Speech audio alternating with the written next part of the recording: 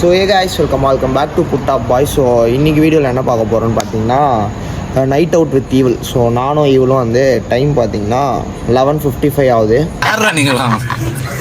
So இங்கேருந்து DLF Porur போயிட்டு பிரியாணி சாப்பிட்டு அப்புறம் அங்கே வந்து ஒரு ஸ்பாட் ஒன்று இருக்கேன், சீனியர் சொன்ன ஸ்பாட்டு. அந்த ஸ்பாட்டுக்கு போயிட்டு அப்புறம் ஒரு சில விஷயங்கள்லாம் சொல்ல வேண்டியிருக்கு. அந்த விஷயம்லாம் கேட்டால் நீங்கள் ஷாக் ஆவீங்கன்னு நினைக்கிறேன். வந்து இப்போ நான் என்ன உங்கள்கிட்ட சொல்கிறது, அந்த விஷயம் நான் சொல்லிட்டு அப்படியே வரலான்னு சொல்லிட்டு கிளம்பியிருக்கோம். ஸோ ஈவிலுக்கு பார்த்தீங்கன்னா 1/2 hourல வரணுமா. பட் நம்ம வந்து போரூர் போயிட்டு வேறு சில பிளான்ஸ்லாம் வச்சுருக்கோம், அவனுக்கு எதுவுமே தெரியாது. ஸோ எல்லாமே பண்ணிட்டு வருவோம். வாங்க வீடியோக்குள்ளே போகலாம். ஸோ காய்ஸ் பார்த்தீங்கன்னா தூங்கா நகரம் வந்து மதுரை சொல்லுவாங்க, ஆனால் எனக்கு தெரிஞ்சு தூங்கா நகரம் வந்து சென்னை தான். ஸோ நைட்டு டைம் வந்து 12 இருந்தாலும் ரோட்டில் வந்து நடமாட்டம் நடந்துகிட்டே இருக்குது. அந்த சைடு ஒரு கப்புள்ஸ் போகிறாங்க, இந்த சைடு 4 பேர் பசங்க, எங்களை மாதிரி 2 பேர். ஸோ எவனுமே தூங்க மாட்டான் போல் நைட்டில் கூட. அவ்வளோ டிப்ரெஷன் எல்லாரும் வாழ்க்கையிலும். நம்மளே பரிதாப நிலையில் தான் இருக்கிறோம், நம்ம இன்னொருத்தவங்களை பார்த்து பரிதாபப்படணுமா? ஆனால் ஜாலியாக இருக்கும்னு நினச்சி வந்தோம் நைட்டில். ஏன்னா நாங்கள் அவ்வளோ சீக்கிரம் நைட்லாம் வெளில வர மாட்டோம். மோஸ்ட்டாக நான் தூங்கிடுவேன், 9, 10 அந்த மாதிரிலாம் நான் தூங்கிடுவேன். இவன் வந்து 11, 12 அந்த மாதிரி வாழ்க்கை பேசிட்டு எவனும் தூங்கிடுவான். பட்டு வெளில வந்து பார்த்தா டிஃப்ரெண்ட்டாக இருக்குது. எவனுமே தூங்குறது இல்லை போல்.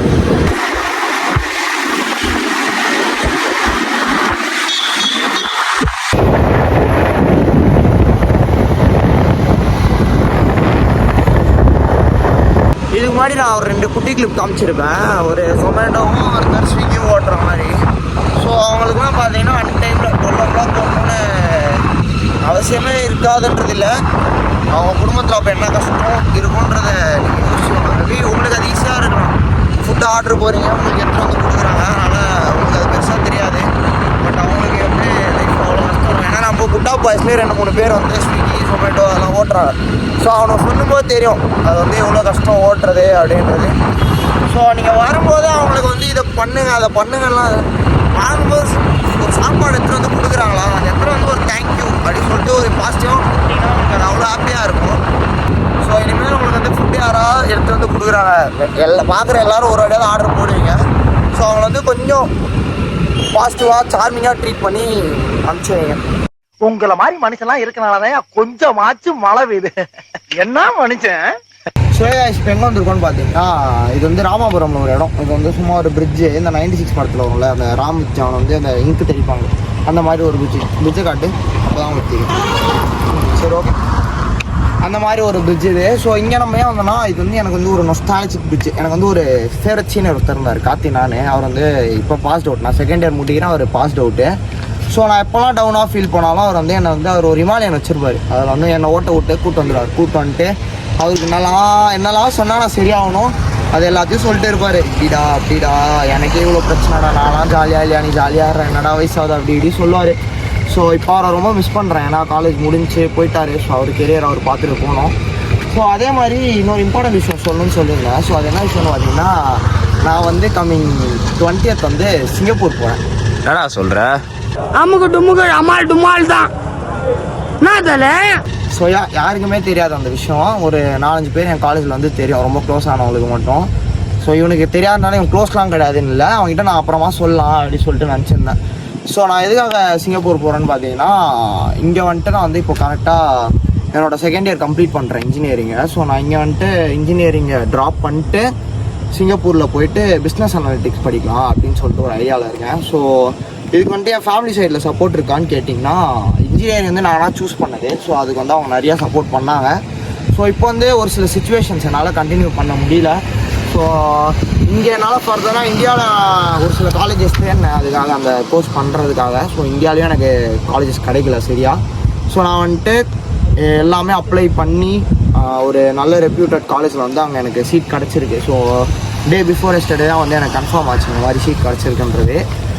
சரி சொல்கிறேன் எல்லாம் உங்ககிட்ட, எனக்கு டே பிஃபோர் எஸ்டர்டே தான் கன்ஃபார்ம் ஆச்சு. ஸோ நிறையா பேர்கிட்ட சொன்னோம், அதான் நான் சொன்னேன், இந்த 4-5 பேர்கிட்ட சொன்ன போதே வந்து அவங்க வந்து லைக் அதான் இல்லைங்கிறேன். நீ எதுக்கு அதெல்லாம் கனவுல எதுக்கு பதிலுக்கு சொல்லணுங்கிறேன்.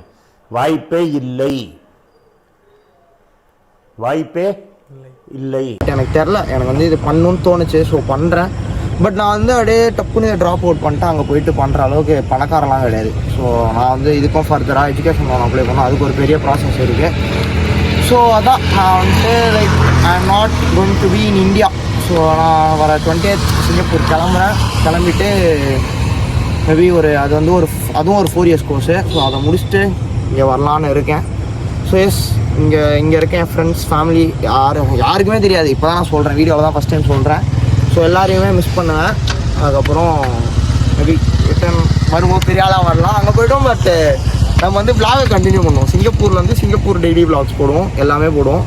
ஸோ அதே மாதிரி அது மேகங்களே அழுகுதுன்னு நினைக்கிறேன், மழை பெய்கிற மாதிரி இருக்குது, மழை தூருது ஆக்சுவலாக. நான் சொன்னோன்னே உறவுகள் பிரிவுகள் வருதே, சில அழகிய வலிகளும் தருதே, போகின்றோம் போகின்றோம் தூரம் தூரம். சரி ஓகே, நம்ம இப்போ போயிட்டு டைம் ஆயிடுச்சு. நான் சொல்லணும் தான் இந்த இடத்துக்கே வந்தேன். ஸோ இந்த இடத்துல வச்சு சொன்னால் நல்லாயிருக்கும் அப்படின்னு சொல்லிட்டு. ஸோ இப்போ போயிட்டு நம்ம பிரியாணி சாப்பிட்டு அப்படியே போயிட்டு ரெஸ்ட் எடுப்போம். ஏன்னா நாளைக்கு செம்மு இருக்குது ப்ரோ. யார் சாமி இவன், எங்கேருந்து வந்திருக்கான்? ஸோ கைஸ் ஃபைனலி பார்த்தீங்கன்னா கடைக்கு வந்தாச்சு. இது வந்து கரெக்டாக எங்கே இருக்கும் பார்த்தீங்கன்னா போரூர் டிஎல்எஃப் வாசல்லே வச்சுருக்காங்க கடை, 2 கடை இருக்குது. ஸோ டிஎல்எஃப் ஒன்று, இன்னொரு கடை ஒன்று. பட் டிஎல்எஃப் நைட் பிரியாணி நல்லாயிருக்கும். போயிட்டு பிரியாணி 65 எல்லாம் வாங்குவோம். ஸோ கைஸ் இங்கே பார்த்தீங்கன்னா பிரியாணி அப்படியே நம்ம உள்ளே நம்ம சாப்பிட்றதுக்கு உள்ளே இடம் வச்சுருக்காங்க. ஸோ அவங்களே வந்து ஒரு குட்டி ரூம் மாதிரி கட்டி வச்சுருக்காங்க. ஸோ பிரியாணி வந்து 2 பேர் சாப்பிட்ற மாதிரி ஒரு பிளேட் பிரியாணி வாங்கணும், ஒரு 65 வாங்கணும். மொத்தமாக பார்த்தீங்கன்னா 200 ஆச்சு. ஸோ 200 பார்த்தீங்கன்னா 2 பேர் சாப்பிடலாம். டேஸ்ட் ஓகே, அதெல்லாம் வந்து வெளில போய் பேசுவோம். ஸோ இப்போதைக்கு சாப்பிடுவோம். ஸோ கைஸ் பார்த்தீங்கன்னா நம்ம வந்து சாப்பிட்டு வந்தாச்சு. ஸோ இப்போ நான் கடையிலே ரிவ்யூ சொல்லலான்னு இருந்தேன். பட் அங்கே வந்து ரூம் செம ஒரு மாதிரி எக்கோ அடிச்சுட்டே இருந்தது. நான் பேசின அந்த வீடியோவை கேட்டால் கூட எனக்கு தெரில. ஸோ அங்கே எதுவுமே நான் சொல்ல முடியல. அதே மாதிரி என்னாச்சுன்னு பார்த்தீங்கன்னா அவர் வந்து நம்மளை பெரிய யூடியூபர் நினச்சிக்கிட்டார் போல். நான் சும்மா வந்து வீடியோ எடுத்துகிட்டு பேசினேன், ஒரு 10 seconds கிளிப்பு தான்.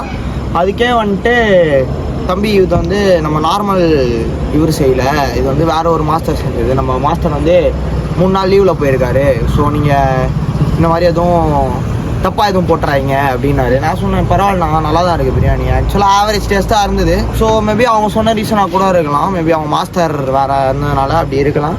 பட் டேஸ்ட் பார்த்தீங்கன்னா ஆவரேஜ், நாட் ரொம்ப நல்லா இல்லைன்னா சொல்லுவாங்க. நைட் நேரத்தில் பிரியாணி சாப்பிட்றதுக்கு ஒர்த்து தான். அதே மாதிரி 200 rupeesக்கு ஒரு குறிப்பிட்ட அமௌண்ட் 65, அதுக்கப்புறம் பிரியாணி கொடுத்தாங்க. பிரியாணியில் வந்து 3 பீஸு நல்லா இருந்தது. 200க்கு ஒர்த்து ஆக்சுவலாக. ஸோ நெக்ஸ்ட்டு பார்த்தீங்கன்னா எங்கே எக்ஸ்ப்ளோர் பண்ணலாம் அப்படின்னு சொல்லிட்டு வந்துட்டு இருந்த இடத்துல அப்படியே சைதாபேட் பிரிட்ஜ் வழியாக போயிட்டுருக்கோம். ஸோ அவ்வளோதான், இந்த வீடியோ இதோட முடிச்சுக்கலாம். ஸோ அடுத்து எங்கேயாவது போகலாம் அப்படின்னு சொல்லிட்டு உங்களுக்கு தெரிஞ்சால் நீங்கள் வந்து கமெண்ட் செக்ஷனில் போடுங்க. ஸோ இந்த வீடியோ பிடிச்சினா லைக் பண்ணுங்கள், ஷேர் பண்ணுங்கள், சப்ஸ்கிரைப் பண்ணுங்கள், மறக்காமல் பெல் பட்டனை தூக்கி ஆளில் போட்டுக்கோங்க.